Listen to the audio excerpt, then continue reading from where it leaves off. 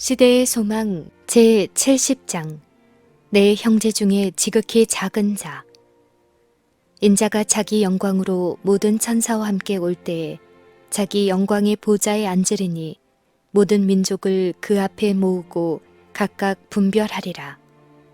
이와 같이 그리스도께서는 감람산 위에서 제자들에게 큰 심판날의 광경을 묘사하셨다. 그리고 그리스도께서는 그 판결이 한 가지 점에 의하여 결정되는 것이라고 말씀하셨다. 민족들이 그리스도 앞에 모일 때에 두 부류만 있게 될 것이며 그것의 영원한 운명은 그리스도를 위하여 가난하고 고통받는 자들을 도와주었느냐 또는 도와주지 않았느냐에 따라 결정될 것이다. 그날에 그리스도께서는 당신께서 그들을 구속하기 위하여 생명을 바치신 그 큰일을 사람들 앞에 나타내지 않으신다. 그분은 그들이 당신을 위하여 행한 충성스러운 일을 나타내신다. 그분은 오른편에 선 자들을 향하여 내 아버지께 복받을 자들이여 나와 창세로부터 너희를 위하여 예비된 나라를 상속하라.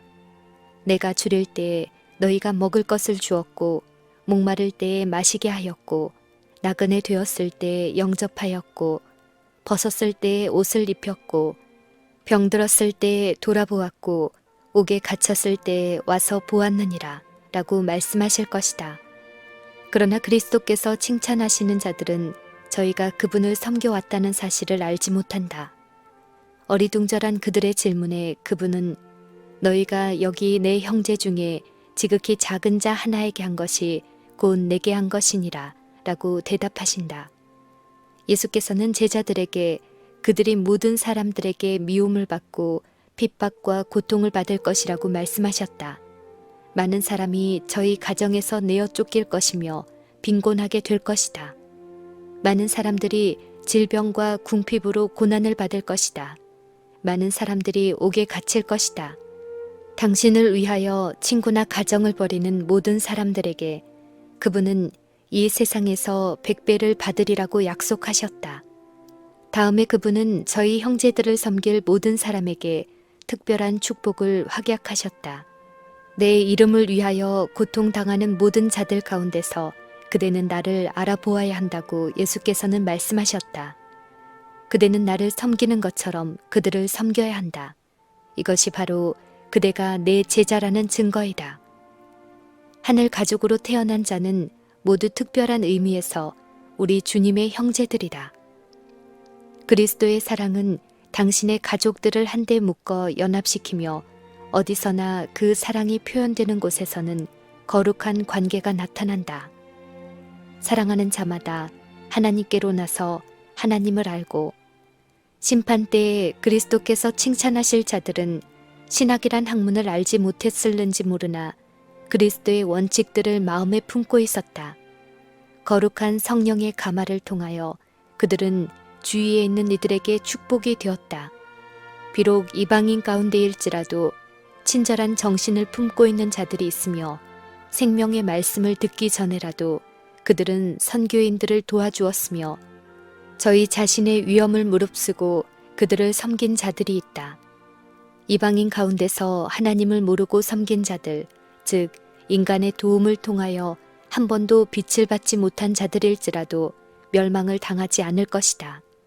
그들은 기록된 하나님의 율법은 알지 못하였으나 자연을 통하여 말씀하시는 하나님의 음성을 들었고 율법이 요구하는 일들을 행하였다. 그들의 행위는 성령께서 그들의 마음을 감화시킨 증거이며 그들은 하나님의 자녀로 인정을 받는다.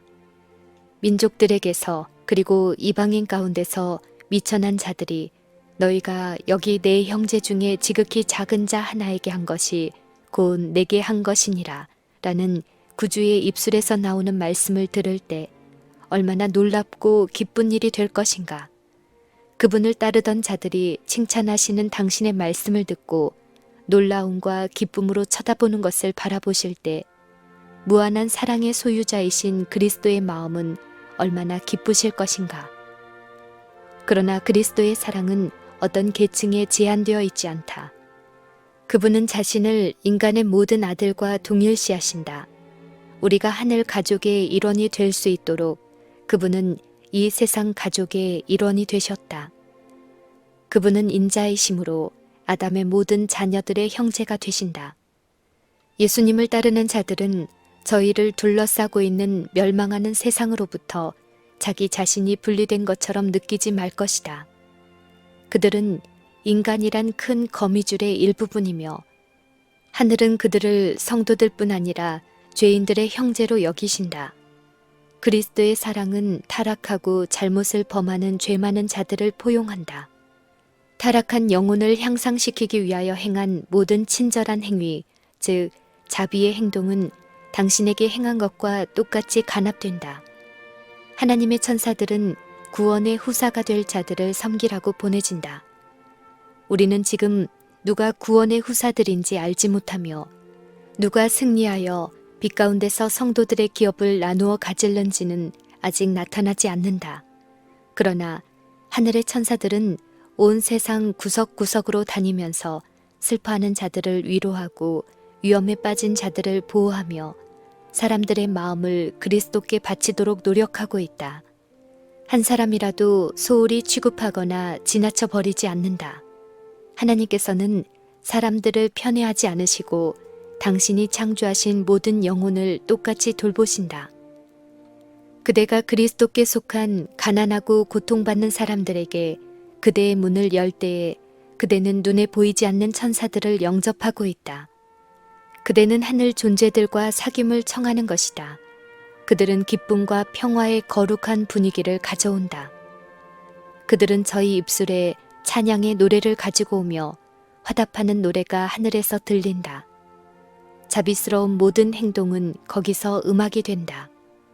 보좌에 앉으신 아버지께서는 이기심 없는 일꾼들을 당신의 가장 귀중한 보물들 가운데 계수하신다. 그리스도의 왼편에 있는 자들, 즉 가난하고 고통받는 사람들 가운데 계신 그리스도를 등한히 한 자들은 그들의 죄악에 대하여 깨닫지 못하였다. 사단은 그들을 눈멀게 하였고 그들은 저희가 저희 형제들에게 무엇을 빚지고 있는지 깨닫지 못하였다. 그들은 자기 일에 열중하여 다른 사람들의 공경을 돌아보지 않았다. 하나님께서 부자들에게 당신의 고통받는 자녀들을 구제하고 위로하도록 재물을 주셨으나 너무도 흔히 그들은 다른 사람들의 어려움에 대하여 무관심하다. 그들은 자신들이 가난한 형제들보다 높다고 생각한다. 그들 자신을 가난한 사람의 처지와 바꿔 생각지 않는다. 그들은 가난한 자의 유혹과 투쟁을 이해하지 않으므로 저희 마음에서 자비심이 소멸되었다. 부자는 값진 주택에 살고 화려한 교회에 다니며 가난한 사람들과 담을 쌓는다. 그들은 하나님께서 공공한 자들에게 축복이 되도록 주신 재물을 교만과 이기심을 채우는 데 낭비한다. 가난한 자들은 하나님의 자상하신 자비에 대하여 받아야 할 교육을 날마다 빼앗기고 있다. 왜냐하면 하나님께서는 그들이 생활 필수품들을 공급받아 안락하게 살 수 있도록 충분한 준비를 하셨기 때문이다. 가난한 자들은 생활을 압박하는 가난을 느낄 수밖에 없으므로 종종 시험에 들어 시기하고 질투하며 사악한 억측으로 가득 차게 된다. 스스로 공공의 압박을 참고 견뎌본 적이 없는 자들은 너무도 흔히 가난한 자를 경멸하는 태도로 대하며 그들이 거지처럼 간주되고 있다고 느끼게 만든다. 그러나 그리스도께서는 이 모든 사실을 바라보면서 배고프고 목말랐던 자는 나였다고 말씀하신다. 나그네였던 자는 바로 나였다. 병든 자가 나였으며 옥에 갇힌 자도 나였다. 그대가 풍족하게 차린 식탁에서 즐기고 있을 때에 나는 오두막집에서나 혹은 행인이 없는 거리에서 굶주리고 있었다. 그대가 호화스러운 집에서 편히 쉬고 있을 때에 나는 머리 둘 곳이 없었다. 그대가 옷장을 값진 의복으로 꽉 채우고 있을 때 나는 헐벗고 있었다. 그대가 향락을 추구할 때 나는 옥에서 신음하고 있었다. 그대가 굶주리고 가난한 사람들에게 인색하게 빵 조각을 나누어 주었을 때 그들로 하여금 몸에 스며드는 냉기를 피하도록 보잘것없는 의복을 주었을 때 그대는 영광의 주께 주고 있었다는 사실을 기억했는가?